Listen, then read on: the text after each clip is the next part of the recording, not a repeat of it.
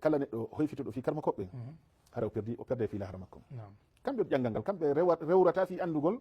dina maɗa kan mo hoyfiti kadi lamɓe yeesoɓe ɓen o perde e aduna makko ɓe mari doole kanji e police fof no jungo maɓɓe donc aray ɓe sokay woɓɓe ɓe wara woɓɓe ko nantatay ɗum no andir ɗen piiji ɗin par ce que sa waɗay vidéo waɗa yewtere waɗa live tourna pese waɗa faɗin piiji no woodi piiji wurure ɗi goɗɗo waɗata wacca ɗon dina allahu kan wacca ɗon allahu e nelaɗo makko e dina makko kan ibnul qayyim ka allahu jalla wa ala wi ɗon wa anna ila rabbika al muntaha mari konguɗi yo yowti e batte on aya konguɗi marɗe batte mawlanaɗo o inni wa anna ila rabbika al muntaha o yowti fi mawgural allahu tabaraka wa ta'ala ngal ha e nokku miɗo manditi ka o maaki fa laysa wara'ahu subhanahu wa ta'ala ghayatun tutlab wa laysa dunahu ghayatun ilayha al muntaha si goɗɗo ɗaɓɓi ha o hewti ka Allah haray o mara ko ɗaɓɓa goɗɗum go ɓawato ko goɗɗo kadi neeɓi ɗaɓɓude konko ɗaɓɓata si hewtinali mo ka allahu haray o heɓali hay hunde bismillah rahmani rahim alhamdulillahi rabbil alamin wassalatu wassalamu ala ashrafil mursalin sayyidina muhammad wa ala alihi wa sahbihi ajma'in wa ba'd assalamu aleykum wa rahmatullahi wa barakatuh waaleykum assalam wa rahmatullahi wa barakatuh siɓe joɓe teddubare on hiwrama on tolnama e ngol ɗo ɗerol meɗen jammagol bollaɓe fouta aray en serani ɗen yo barnamiji meɗen ɗo podcast tawiya aray wondu koye ɓe karma koye meɗen ɗo docteur mouhamed diallo eɗen fuɗɗino wondude maɓɓe toɓɓere marde chance toɓɓere hettude moƴƴa wonde ɗum alistihsa'u biddin wiyete kon honno e waɗugol jalnori walla jalkutugol dina kam aray ko feƴƴuno kon e yewti ko honɗum fameten e ɗum ɗo mana ko honɗum woni waɗugol jalnori ka dina en janti kadi ko honɗum dungita neɗɗo ha o yana e nde ɗo farjere ko noon kadi en yewti ko wiyete kon hukum ñawore muɗum neɗɗon si yani e nde ɗo hunde ko honɗum woni ñawore muɗum ɗon aray ɗen artude e toɓɓere nayaɓere inchallahu taala aray ko woni ɗum ko wiyete kon bone yanugol e nde ɗo hunde cheikhana tafadal mashkurin alhamdulillah wa sallallahu wa sallam wa baraka ala nabiyina muhammad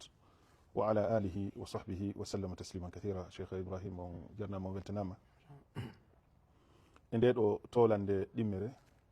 e tolanɗe meɗen fi nde ɗo windande ko wiyete kon alistihza'u biddin jalkitugol kaɗo dina bone muɗum e nambaraji ko yowdirta e muɗum haray on jantaniken ɗo wonde ka jonde men aranere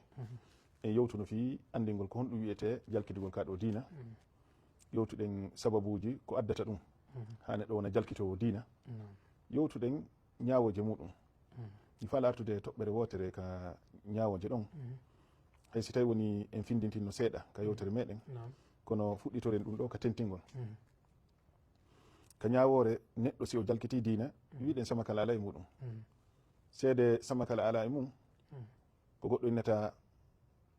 hari mi fijayno woni ma hari koye live tummi woni ma hari yani ko min e goɗɗo on no yewtude hakkude amen ma ko fi jalnugol tum waɗa pese e théâtre wiɗe ɗum fof no naata e nder hukmu wonde neɗɗo si tawi woni o jalkiti dina kan e bangeji ɗi wiɗen ɗin jalkitugol allahu ma nulaɗo on ma dina kan haray on tigui o yalti e nder dina kan en holluno wonde yaltingol neɗɗo e dina ɗum no herani no wodani karmakoɓe dina kan wona neɗɗo wo neɗɗo tan ñata nden ɗon ñawore inna kaarijo jalkiti dina o yalti ka dina o ya sahabajo mo janti ɗen ka dalil ɓayti o nani woɓɓe no jalkita dina kan o doguno o yahi ka nelaɗo sallllahu alayhi wa sallam holli kadi kala neɗɗo nayi on tigui fijir nden ɗo ñawore kadi o hiya goɗɗum ni tun o daro o taña ñawore muɗum tawa o landitaki karma koɓɓe wa kadalika en jantino wonde si tawi woni goɗɗo yenni nelaɗo sallllahu alayhi wa sallam haray koyo o ware haray l'islam no wari mo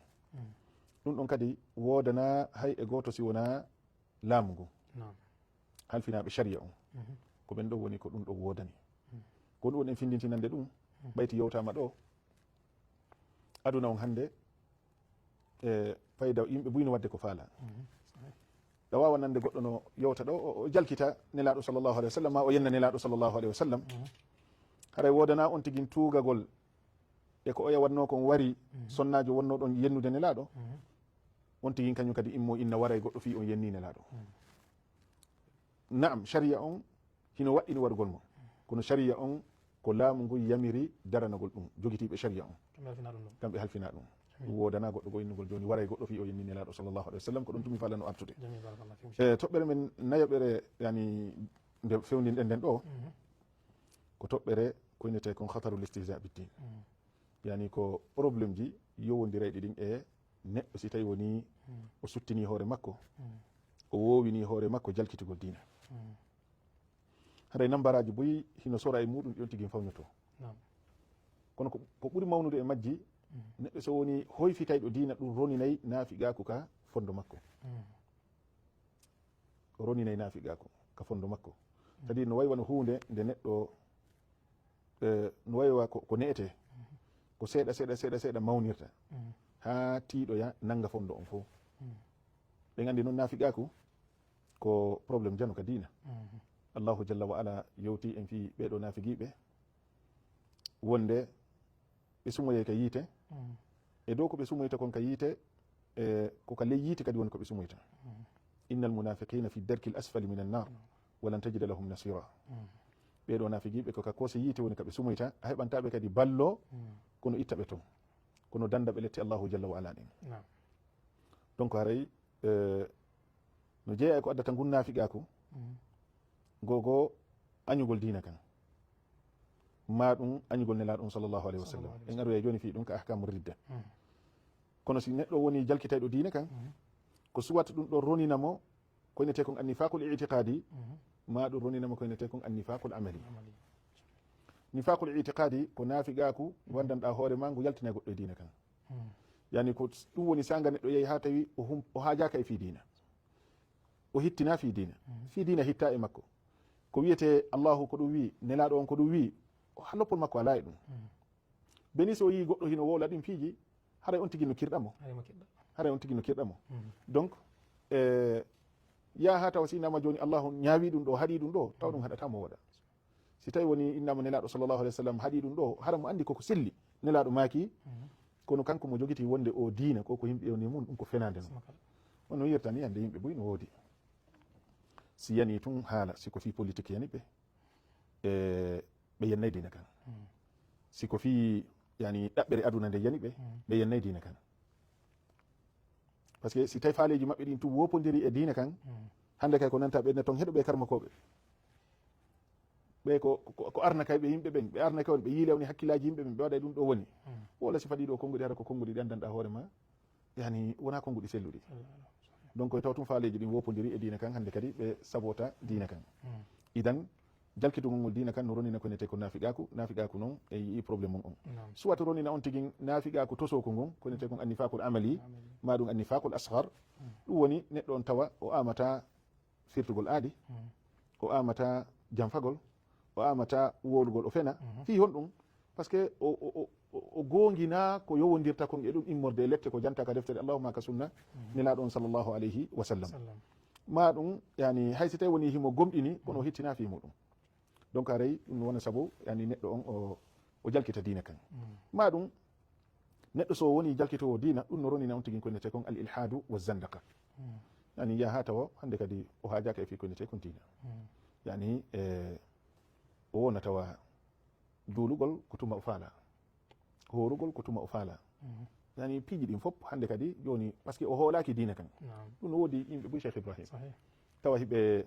wi'i ashhadu an la ilaha illallah hiɓe dambiti hoore maɓɓe wonde koɓe julɓe kono tawa ɓe hittina fi diina kan andi ko innete arridda murtugol yalta ka diina en yewti nanen ka jonde men aranere en yewti fi cuɓɓi wiide murtugol ngol ka diina no wonira konguɗi ko yimɓe wowlata wono yennugol allahuma yennugol nenaɗo sallllahu alayhi wa sallam ma jalkitugol diina kan hino wonira kuuɗe ɗe yimɓe ɓe waɗata wono yaɓugol deftere nden ka leydi dusande ka leydi e ko nandi tata sifa ɗiɗo piiji ma ɗum shirkuji ko yimɓe watta sujjangol ko hina allahu tabaraka wa taala ma ɗum hirsangol ko hina allahu tabaraka wa taala e ko nandi tata sifa ɗi piiji shirkuji taw ko innete kon a shirkul akbar shirku jano on ɗum ɗo fof yani ko piiji ɗi andanɗa hoore ma ɗi yaltina neɗɗo e diina kan ridda kenen jogo hino wonira bil itiqad hino wonira finde ko on tigui fiɓata ka wonki makko ko fiɓa wonde o diina yimɓe no jokki ɗum kono ɗum wona fi meɗen ɓenna ɗon accintini en ɗo ko wowuɗen kon ɗon nangini ɗo diina arabu ɓenna o diina ɗum wona fi men ɗum ko arabu jeyi ɗum ko kutim arabu ɓenna ta sako diina ɓenna ko kutim arabu ni tun donc haray kamɓe ɓe hoolaki wonde kaɗo diina ko immorde ke allahu tabaraka wa taala mo wakkilike golli golleji moƴƴi e muɗum mo mari joddi aljanna mo wakkilike mo derfi o golli golleji bonɗi e muɗum ɗum waɗɗinay on tigui natugol yiite tawɓe gomɗina ɗum ɗo ɗum ɗo yani ko none goo e noneji ridda ko innete ko ɗum taw koka fondo gaɗe wonata ridda no woni rabi chak neɗɗo on o wuura tawa haysi tawi mo gollude diina kan himo juulude mo horude mais o fellita wonde ko o jokki ɗum ko immorde ka allahu ni hara mo sikkiti o hoolaki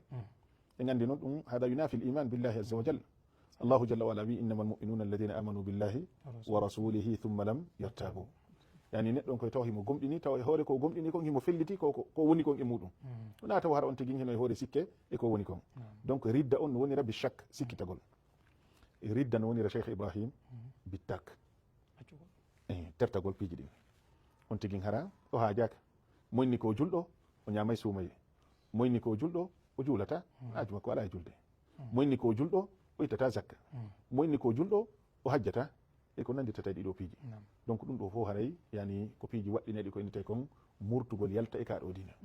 ɗiɗi on ɗen wolde ɗo no si taw no waɓutu no woduno en addayno ɗi fof jolniren ɗi wondude adillaji muɗum ka deftere allahu e ka sunna nelaɗo sallllahu alih wa sallam fannugol waɓu toon en sappoto toon ɗiɗo nambaraji ɗi tawata yani neɗɗo no hani renade cheikh ibrahim sa waɗay vidéo waɗa yewtere waɗa live tourna pese waɗa sifa ɗin piiji no woodi piiji wulure ɗi goɗɗo waɗata wacca ɗon diina allahu kan wacca ɗon allahu e nelaɗo makko e diina makko kan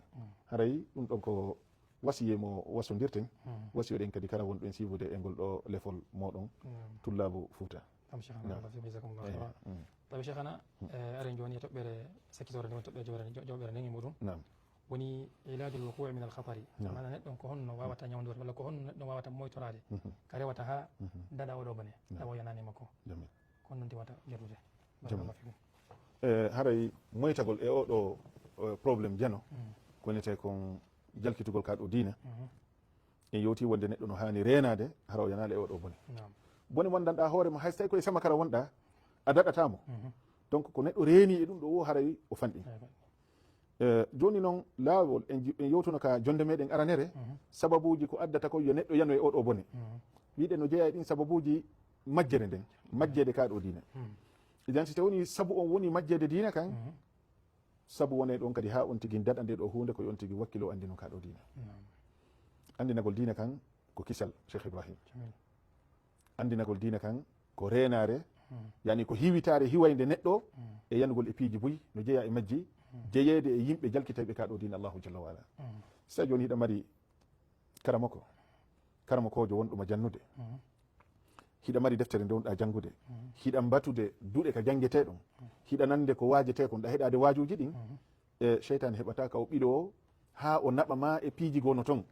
jalkitugol allahu maɗum nelaɗon maɗum diina kan kono si neɗɗo o wedditike tawi o memata ko wiyete jande few haray probléme ji ɗi foppino yani no sabbimo kaw yanata e majji idan haray neɗɗon ko yo wakkilo o andino kaɗo diina allahu tabaraka wa taala ɗum wonata toɓɓere aranere nden toɓɓere ɗimmere nden so wiɗo taw ko andinagol diina ko ɓuri mawnude ko neɗɗo hani rerɗude andinagol ko andinagol yani kaɗo ndeɗo finde makko oɗo tawhid kono so daari karmakoɓe on taway hiɓe fecci oɗo tawhid pecce tati yani taskande karmakoɓe ɓen e wiƴƴitande maɓɓe ko honno kaɗo diina walori ɓe tawi neɗɗo on himo andira allahu jalla wa ala piiji tati ɗin ɗi tawata hiɗi waɗɗi e dow makko rewirgol allahu ɗin ɗon kenen jego golleji ɗi allahu gollata ɗen kuuɗe makko ɗen ɗum nenne tawhidu rububiyya tagugol makko ndi leydi ngo kambo e ko nattata ɗiɗo piiji yani yahay ha tawa neɗɗon ko ma o fellita o jaɓa wonde o aduna mo woni wurude ɗo ko aduna woodinaɗo no woodi woodinɗo oɗo aduna kanko tigiri ko goɗɗo woodinimo ko aduna ɗo o yilto noon o ndaara bangeji yani oɗo aduna no ngu kambu tagira no ndi leydi tagira no ɗi canɗi ko nantata ɗum ɗo fof ɗum ɗo pooɗa e on tigui cheikh ibrahim faade e andugol jomma makko mo rewata on par ce que nde woɓɓe go yawno ha tawi ɓe fennay dina ɓe fenna fi allahu ɓe fenna fi nulaɓe allahu ɓen ɓe holla ɗum fof ko piiji ko fenande koko inventa wono woɓɓe wirata ni ɗum ko kadi ko piiji inventa ɗum ko ɓarnakir ɗum haqqillaji ko moƴƴinaɗe e ko nantata ɗiɗo piiji allahu jalla wa ala waɗi ɓe tahaddi am khuliqu min gayri shay'in am humul khaliqun allahu wi yo nelaɗum sallllahu alayhi wa sallam landoɓe est ce que ko ni tum woni ko ɓe wodiri ka aduna ko ni tum ɓe ardiri aduna ka ko goɗɗo moƴƴini ɓe mo daari no wawɗen noon no allahu tagiri en noon eno o tagiri noon nde ɗo windere nguɗo tagu ngu fof maygo o wawata wiide si wona ɗum ɗo no woodi moƴƴinɗo ɗum ɗo idan question ara noon am khuliqu min gayri shay ko wigol kalla wa bala ko ma tawa no woodi woodinɗo nguɗo tagu tawi so tawi no woodi woodinɗo nguɗo tagu moƴƴinɗo nguɗo tagu gila onon ɓe yimɓe so tawi no woodi moƴƴinɗon am humul khaliqun aw ko onon moƴƴini nguɗo tagu oɗo dalil ka aqida ɓenne mo dalilu ta'thir wal mu'athir ko dalil mawɗo mo andanɗa hoore ma ko liɓowo fi kala yimɓe ahlul ilhadi wa zandaka yimɓe yaltay ɓe faale fennugol fi allahu ma fenna fi kaɗo dina allahu tabaraka wa taala almuhim cheikh ibrahim e neɗɗo on ko ɓuri mawnude ko neɗɗo hani ardinde e gandal ko andinagol fi allahu tabaraka wa taala on tigui andino allahu o andiramo kuuɗe makko ɗen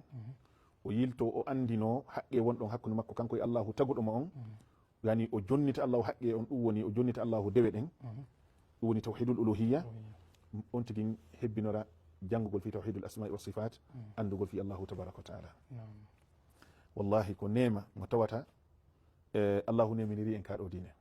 o addani en deftere o nili e meɗen nelaɓe ko andina en fi ko homboni kanko allahu tabaraka wa taala ibnul qayyim ko allahu jalla wa ala wi ɗon wa anna ila rabbika almuntaha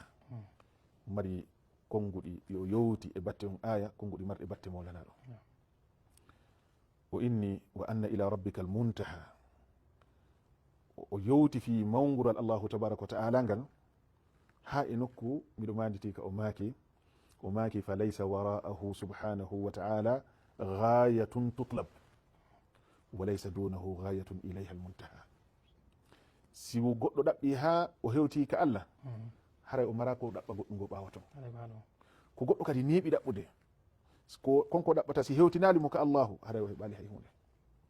fa laysa wara'ahu subhanahu ghayatun tutlab wa laysa dunahu ghayatun ilayha almuntaha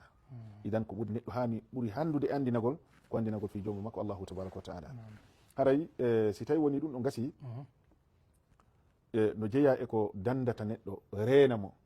e yanugol sifa ɗiɗo piiji nde ko toɓɓere himmude cheikh ibrahim ko attaslim wal istislamu li nususi char ko jebbilanagol yankino nassuji alqur'an on e sunna on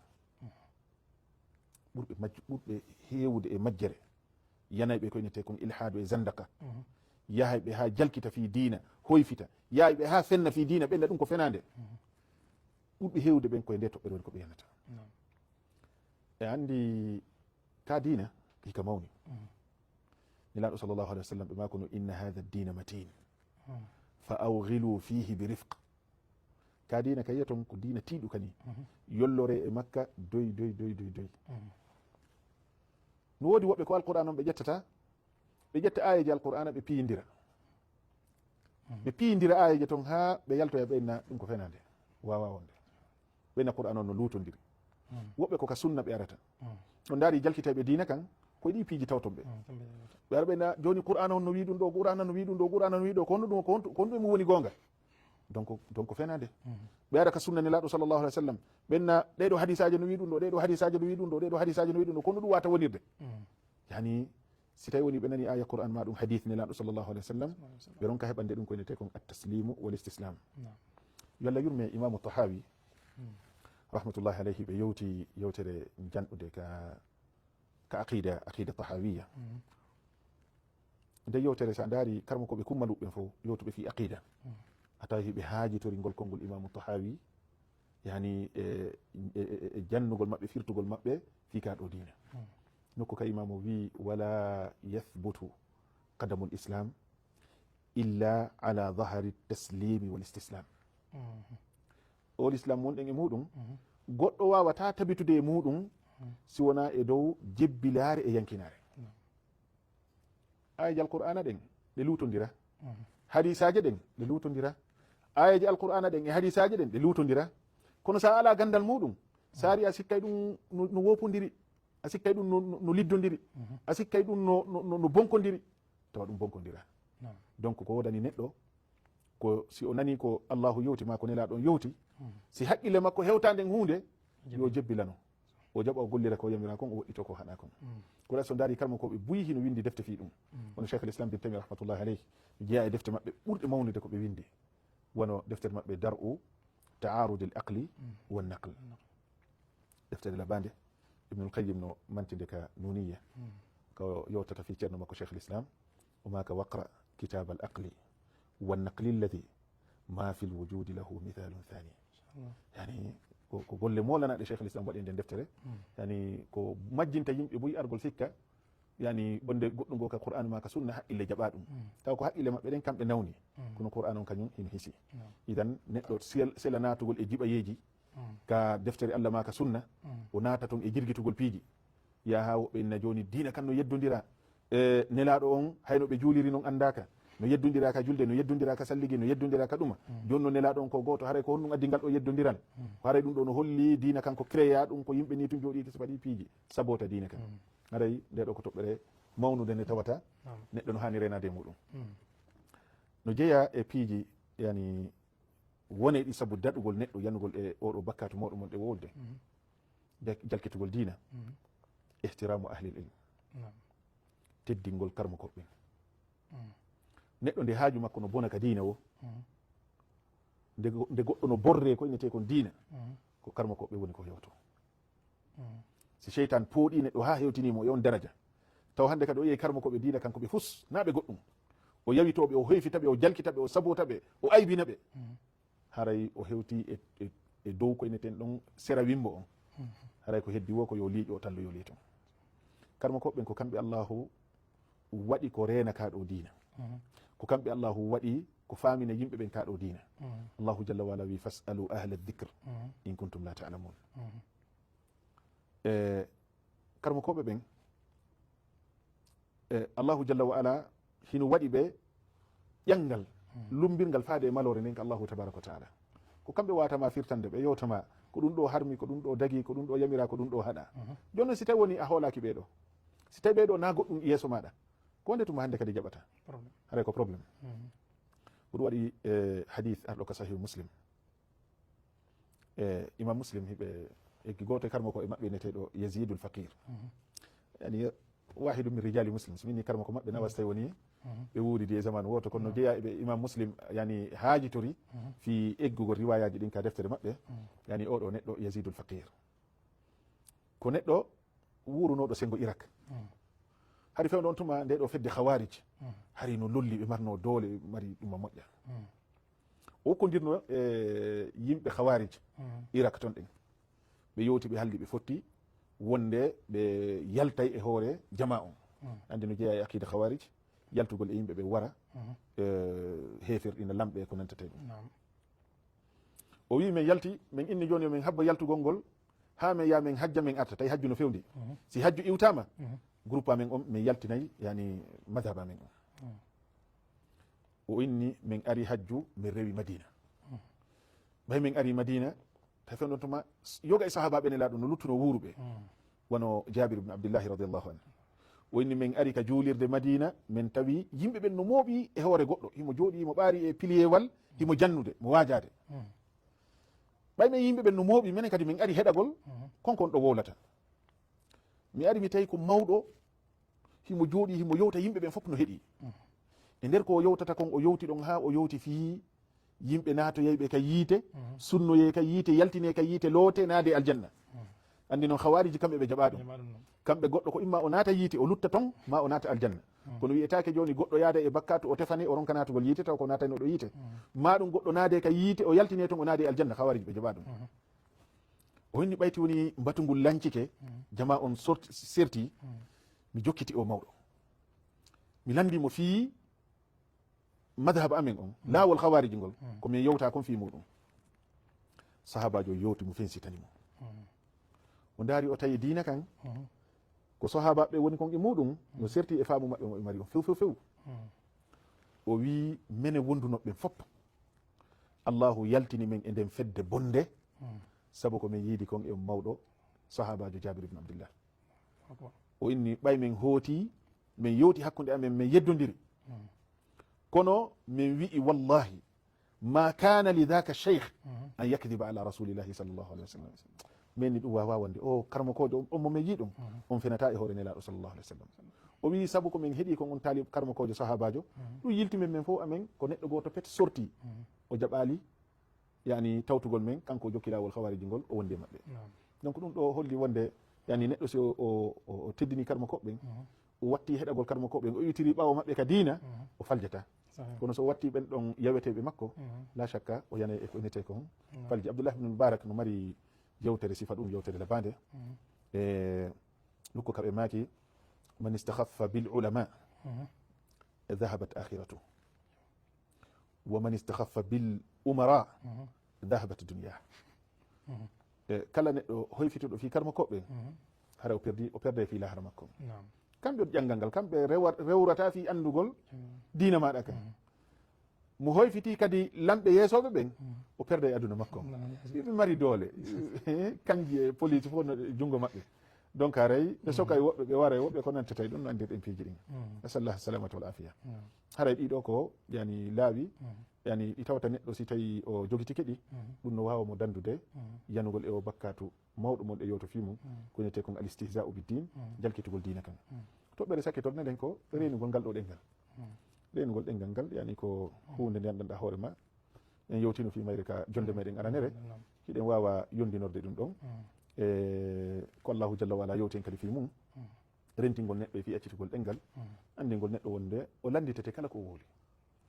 no woodi buyno ɗo ɓe sikkay si ɓe wowli yalti hande ɓe waɗi live ji ɓe ɗumannike ɓe wowli ko ɓe faala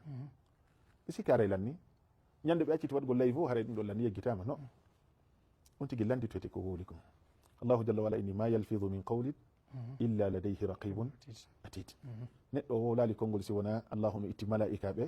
ko windagol ɗon konngol ngol o wowli woni moƴƴol woni ko konngol bongol donc haray ko neɗɗon koyo reeno on muman ko yetten hoore meɗen yewten yani musidɓe meɗen e ko o renagol tigui tigui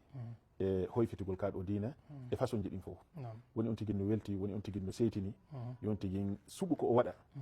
hara yani o fawñaki kaɗo diina allahu jalla wa ala o hoyfita allahu on ma o hoyfita nelaɗo makko ma o hoyfita diina l'islamu ka nam cheikhna so garti honno ka ihtiramul ahli ilmi ka teddingol karama koɓen en jantiga jonde men aranere ɓeɓe aya juppino hoore muɗum qul abillahi wa ayati wa rasuli kuntum tastahzi'un ɓeɗo se daari no sikirgol nokka ko jonde wondema ɓeyata kanni rasulullah direct walla allah deɗa direct ko saba ɓen koɓe haali fimum alqurra karama koɓe janggoɓe qur'ana ɓen ɓe won koɓe haaluno fimum ɓe kammana walla kamba nde ara yani ko wonata yani duwani wattande yela moƴƴa e sahih karma koɓɓen en jantike nane yani allahu jalla wa ala ko kanko teddini fi maɓɓe ɗum wona yani en wowlirta ɗum fi wigol wonde yani ko bakkalngol karma koɓɓe bal ko ka alqur'ana allahu e ka sunna nelaɗo sallllahu alih wa sallam ndaari hadith ka nelaɗo sallllahu alih wa sallam ɓe maaki inna allaha wa malaikatahu wa ahlu lsamawati wal ard hatta alnamlata fi juhriha walhuuta fi lbahr la yusalluna ala muallimi nnasi lkhayr ɗum ko dokkal janal hadise selluɗo mo cheikh l albani sellini ka sahihul jami imamu tirmidi kamɓe hoore makko ɓe filli ɓe ka sunan maɓɓe ɓe maki ko sahih wa kadalika abou daoud ka yani deftere maɓɓe sunna kamɓe kadi yani ɓe filli oɗo hadith ɓe sellinimo waɗi hiɓe ƴettuno charti ka mukaddima maɓɓe wonde kala hadis mum ɓe jolni ka deftere maɓɓe ɓe deƴƴi fi makko ɓe wowlali ñawore makko haray hadis on ko selluɗo donc oɗo hadis ko hadis selluɗo haray ɗum ɗo holli wonde kalmo koɓe hiɓe matteddugal janal si tawi woni hay yani kordolli ɗin wiyen yani ñugingui ka nder suudu maggi allahu no waɗi e maggi du'anagol karma koɓe ɓen lingil ngil ka nder ndiyan allahu no waɗi e maggi du'anagol karma koɓe ɓen malaikaɓe ɓen ka kambu allahu no waɗi maɓɓe du'anagol karma koɓe ɓen ani ko neɗɗo mo anda tun hoyfitata fi ɓe ɗo ma ɗum neɗɗo mo tawata o muyanaka ko innete ko moƴƴere idan ko ɗum waɗi haray ani neɗɗo on yani o hebbinoray ɗum ɗo o mawnina karma koɓɓe ngo teddina ɓe e o heɓa ko innete kon peewal ka wonki makko waɗi ko ɓeeɗo o heɗoto ko ɓeeɗo o landoto ko ɓeeɗo o fewjinorta e ko nantata ɗum joni si o kontali ɓeeɗo goɗɗum haɗay ko hasi kon o yana e faljere barakallahu شيخنا بارك الله فيكم وجزاكم الله خيرا. هذا ينوتي كآخر الجلسة. هذا الشيخ من جرنيو. نعم. وفيتنام إنه تقول إنه دان وري صراحة وأنا أمني يوم من ذاك فين جرينا في نورو. نعم. هذا يقولنا الشيخ بارك الله فيكم وجزاكم الله خيرا. هذا يكونون كذي هذا يقولني كذي وندا بينك قاعدو. إن شاء الله تعالى هذا يكونون يلا. شيخ محمد بايلو. شيخ محمد بايلو. شيخنا نعم. يقولنا مكان بكذي. شيخ أبو بكر. شيخ أبو بكر. هو بيلتنا ما عليه إن شاء الله تعالى. هذا يلا هافيرينكو يوتاروكم. وده يوتا بياني بننا يوتره يتكون برلا بيري مودو. هذا كندوني فانو ننين دينو جلساجي. إن شاء الله. ونفقول لنيونغول. يعني أن النبي في كتاب يعني كو ندوات نيري ماجي. نعم. ندوات فمكمنو. الحمد لله. بارك الله فيكم وجزاكم الله خيرا. جزاكم الله خيرا. حياكم الله.